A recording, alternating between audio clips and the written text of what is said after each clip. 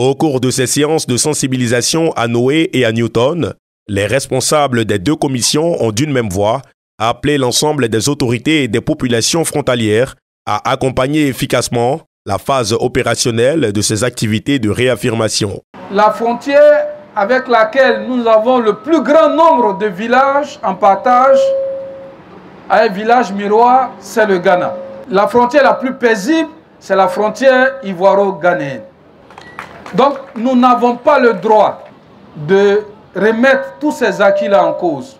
Les bonnes sont là, souvent dans les champs, souvent même peut-être dans la maison de quelqu'un. Il est important que vous, en tant que dépositaire des us et coutumes, de l'histoire des communautés, vous aidez les experts que nous allons envoyer sur le terrain. Et c'est les experts des deux pays.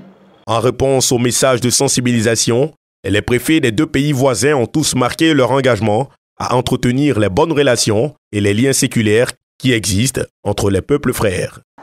Nous qui sommes sur le terrain pour les représenter, notre devoir, justement, est de continuer à donner des conseils à nos populations respectives.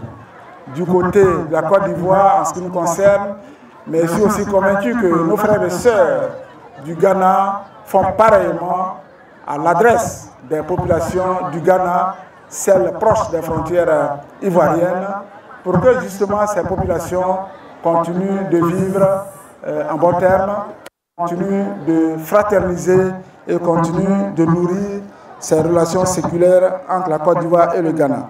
Avec le processus de la meilleure définition des frontières, on ne veut pas constituer une barrière, mais plutôt une passerelle favorisant l'intégration des populations de part et d'autre de la frontière. Même son de cloche pour la chefferie traditionnelle de Noé et de Newton pour l'accompagnement des initiatives. Pour rappel, la sensibilisation des populations constitue la première étape et une phase importante pour la réussite de la réaffirmation des frontières terrestres.